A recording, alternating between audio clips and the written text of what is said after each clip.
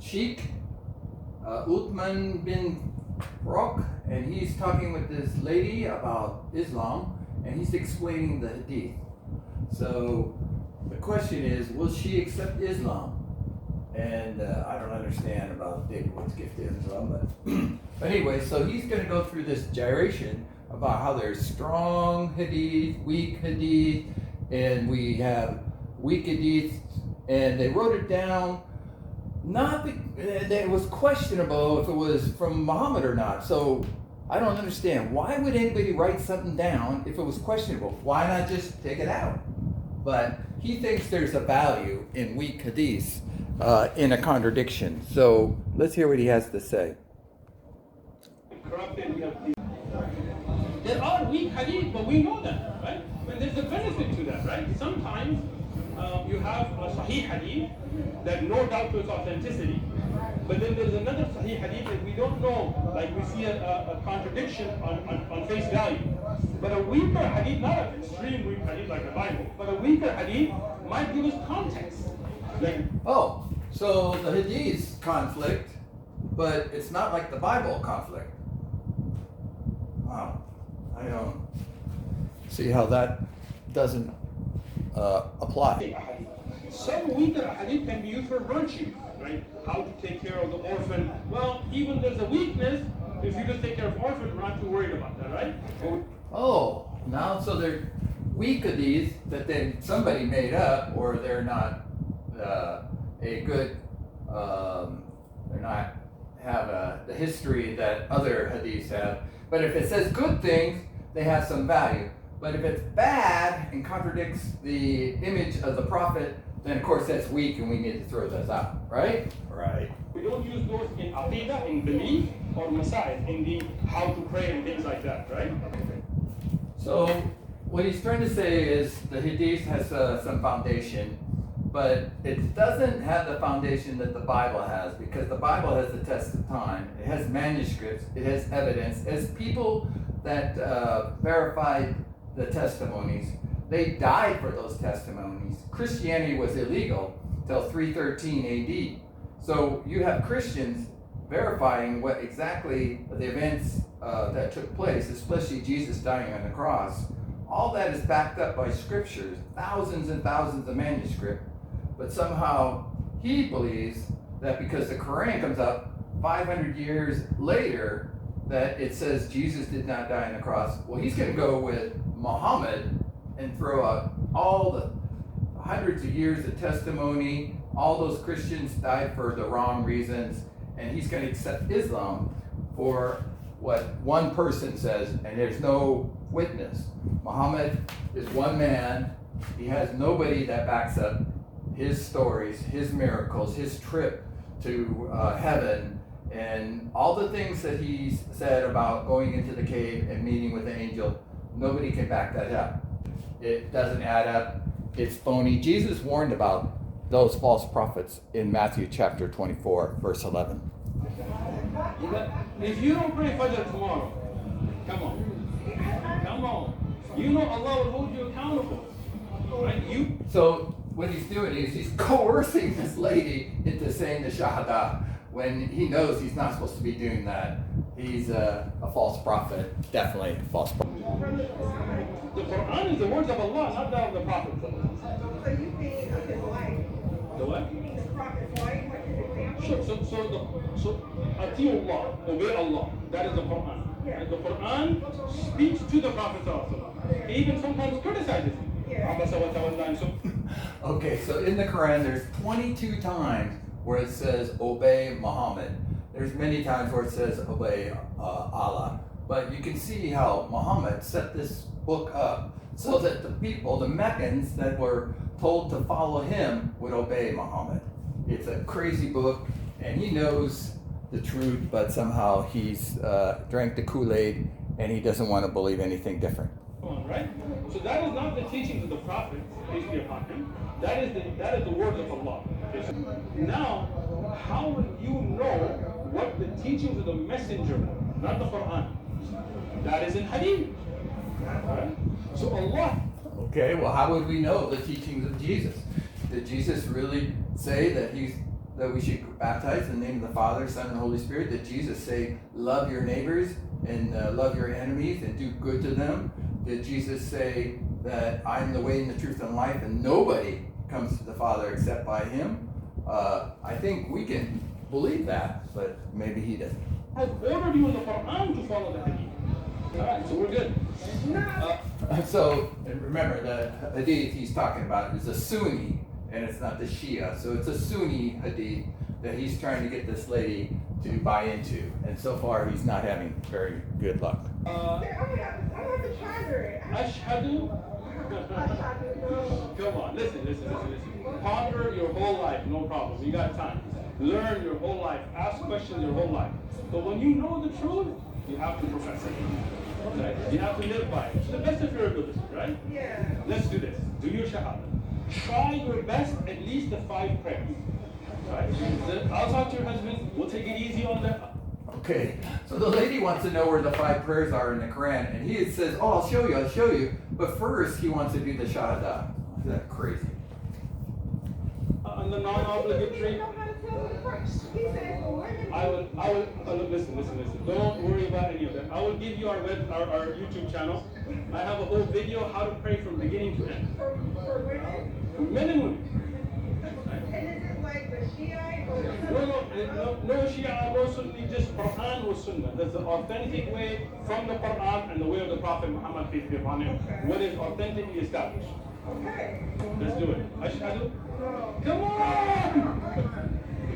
She's a brave woman. Jesus prayed standing up in John 17, verse 1. He stood up and he prayed and he said, he looked up. He doesn't pray that way. Muslims don't pray that way. Jesus prayed his priestly prayer in John 17, looking up to heaven. Why doesn't he pray like Jesus? He won't, because he believes the Bible is corrupted. You can. You know it. So maybe, no, she doesn't know it's true. She has some doubts, and that's why she doesn't want to take the Shahada. He's forcing her. He's violating the Quran. The Quran says there's no compulsion in religion. He's a deceiver. How can you not? You know what's scary is what if you know it to be the truth and you're not praying and you're not doing the things that Allah has ordered and you die in that state, and Allah tells you, look, I brought you to this table. I cleared up every misconception you have. You have to act on what you know to be right. See, the thing is, I feel like I need to read. And I know that you probably like, you're always going to need to read. You always got to listen. You always got to Exactly. When is enough? Reading will keep going. As I said, I promise you, every question you have, upon his guarantee, right? We will get you an answer, right? 5 prayers, where they came from, where this ayah, where hadith, authentic, no problem. But that's going to take years of learning for you to develop. Oh, God, I can't believe he said that. It's going to take her years of learning to know the Shahada, which is not in the Quran, or the Hadith, which might take a few years to read all of them, but I'm thinking there's some ways that you can read some of the major books of the Hadith, and then the 5 prayers. Why does it take years to learn 5 prayers? That's incredible, and it's just arrogant and just all the characteristics of a false prophet. Of course, no, because see, Islam, we said the knowledge of Islam is like bahar, like an ocean, right? It's so beautiful. Like I have been studying since the late 90s, and I'm still a student, right? But that can't stop you from obeying Allah by praying and fasting and being a open, devout Muslim to the best of your ability. Allah never puts a burden upon a person more than they can bear. Right? No, wait. That was the Shahada right there. You're done. What do you think the Shahada is? So that you get the Shahada already then. Okay, look. We don't have to do it in Arabic. What we did right now is exactly the Shahada. He is exactly wrong. He's exactly a liar. That is not the Shahada. He knows it's not the truth. He is trying his darndest to pull this girl in using compulsion, using whatever, he's almost arm twisting her to say the Shahada. And he's just a liar because it needs to be in Arabic. Every Shahada comes in Arabic. He's not telling the truth. You're done. You're Muslim. You have professed it. Right? Now, So leave her alone. She's a Muslim. Let her go. that is literally the Shahada. I bear witness that there is none worthy of worship except Allah. You've already bore witness to that. I bear witness that none worthy, that no partner to Allah. Right? I bear witness that Muhammad is the slave and messenger of Allah. Allahu Akbar, you're Muslim. Alright, she's Muslim now, so. You want to do Arabic for fun or no? We're good. We'll keep the English and you already did it, we're good. He did it in English. You want to do it for Eric or for fun. The guy's a joker. He's a false teacher. He is just playing games. This is a total farce. Alright, let's do the Arabic for fun. Alright. Ashhadu. You already did it. You're already Muslim. You already did the Shahada. Look. You have already professed the Shahada. That's done. Then leave her alone. If she's a Muslim. Oh, but she has to say it in Arabic. Oh, it doesn't matter if it's in Arabic. But here, repeat after me for fun. What a liar. What a liar. Right. I'm just saying, if you want to do it for fun, we can do it in Arabic. If not, we're good. I can't believe it. Why doesn't someone rebuke him and say, no, you're not telling me the truth. You're compulsing this lady to become a Muslim. And there's no compulsion in religion. But look at this. It's the biggest compulsion. And we've had like 35 minutes of compulsion. Great, I have questions. Of course. And I've been studying since the late 90s. I have a master's in hadith. I have questions all the time. I reach out to scholars all the time. I ask them. The brothers here have questions. We don't want you to not question. This is not a question of blind faith. This is not church. I'm not going to tell you shut up and believe. That's why I never got along in church. I got kicked out of churches for questions. Right? See, I'm on the same thing exactly, right? So me and you, we are people who like to know what we're following. But that's what the Quran wants you to do, right? But I don't know if what he's saying is true. I don't think he wants her to study Islam and find out it's false. What if that happens? Then something has clicked in her mind to say maybe there is something wrong. She's not 100% in this, and he's sensing that, but he's still trying to get her to drink the Kool-Aid. What you don't want to do is to hold yourself back from accepting that which you already know to be the truth. But he just said that she accepted it. Why didn't he leave her alone? He's pulling her in. He's making her drink Kool-Aid, poison Kool-Aid. Ask that question till you die, till you enter the grave. Be a student, be a questioner, be asking. All right? So you want to do the Arabic or no? We already did the Shahada. So your Shahada is done. I'm not asking that anymore because we already did it. You're Muslim, mashallah.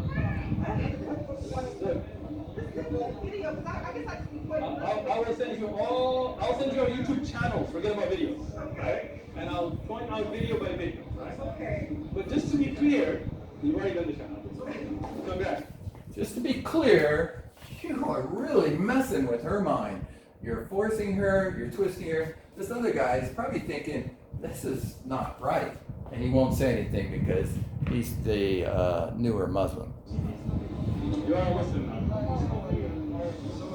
It doesn't really matter. It's just for fun. Look, do you believe there's one Allah? How many times does he have to go through this to try to force her to become a Muslim? This is crazy. This is insane. Do you believe he has partners? Do you believe Muhammad is the messenger of Allah? That's the Shahada. You just said it. But I guess when I first came up here, I said Shahada. You did. I know. That's what I said. You walked up here with the Shahada already there. You just have to kind of push yourself over, right? And now you have. So I'll send you the videos. We'll go over how to pray, when it's proven, which evidences. We'll do all of that, right? But that's going to be a lifelong process. You're not gonna keep off praying until you get there, right? As I said, I will send you the evidences. As you see the evidences, practice on it. Good? Okay. I will. But I'm not about the Shahada. This is how to pray and stuff. Shahada, you're done. Like, you don't have to even do it again. Leave her alone. She's done. She's done. You keep saying that, but then you keep hammering her. Hey, if you want to, I'll do it just for fun in Arabic with you. But I think he really, really wants to twist her arm, give her the poison Kool-Aid and make her speak in Arabic, a language she does not know. You have already professed it in English, which is your belief. That's all that matters. All right. You want to do Arabic then, just for fun? You've already done it. I mean, you don't have to, but This is a serious matter, and he's saying it's just for fun. I can't believe he would say that because he's just being a liar. I'm just saying. I don't know. I don't think I'm ready for it. But there's no getting ready for it. There's no need for it. You're done. He's forcing her, he's twisting her arm, he's repeating the same garbage over and over again, and I think she's starting to sense that she smells a rat. Is this and it's not going to change anything now.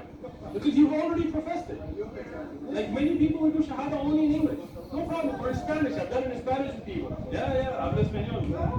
Poquito. Some of the brothers are more added than me, but no hay Dios sino Allah, Muhammad is su profeta. We could do just that. You know? Yeah, I got you. No problem, right? We can do it in any language you like. That's not the point. But the Arabic is kind of the way, the exact wording, the way the Prophet ﷺ showed us. So it's kind of keeping to that tradition. But the need aspect is kind of keeping with her tradition. Oh, now he's saying it's tradition and it's not for fun. It's not going to change any now. Everything in the Quran is now obligatory on you. You've already professed it, you know it to be the truth, right? But like I said, we'll take it step by step in teaching you step by step how to do what you do. Okay, so I'm not doing it in Arabic. I know it's the same. It's okay, don't. But I just... Look, alright. You can at least say this, right? Say, I bear witness there's only one word you worship.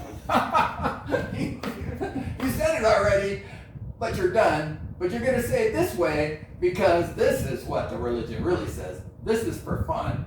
He is the biggest liar I've ever seen in a video. Right, in English, right? Is that true or not? I bear witness. That there is only one Allah. Oh, there's only one Allah. And I bear witness that there is none worthy of worship except Him. And I bear witness there's none other worthy of worship except Him. And I bear witness that the Prophet Muhammad is a slave and messenger of Allah. Okay, I can agree with that. I bear witness that the Prophet Muhammad is a slave and messenger of Allah. Allahu Akbar. Shahada da'wah. No need for Arabic. Don't worry about it. Khalas. Okay. Liar. You don't need Arabic. This is for fun.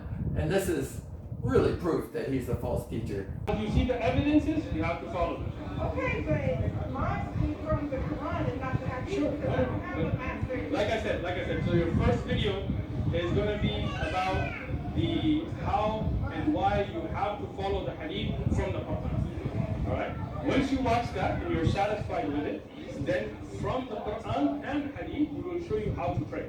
Step by step. Alright? Step by step. Quick question. Go ahead. What's your take on wearing the hijab? I don't have the ability to have a take on it because it's in the Quran. But it's in there, but you know what it said? It didn't say that you have to wear it. Really? No, it doesn't. It stated that, how did it word it? It says that, wear it to prevent rape or something like, So, the hijab is ordered in the Quran in multiple verses. So, Ahzab, for example, and here, jilbab, jalabibihinna, as has been explained by Ibn Abbas, the companion who explains the wording and so on, it shows the obligation and the limits and all of that, right? But the reason I'm not going to get into all of that right now is we're taking it step by step. Remember? Right? How can you believe something like that when he compulses somebody into a religion? And then she's asking questions about Najib, and he won't answer. So by step means, I guess you've got to drink this Kool-Aid over and over again. I think she still senses there's something wrong with Islam. She doesn't want to wear the garb that Islam requires, and I think that just might pull her out. I pray in Jesus' name that she will come out of Islam.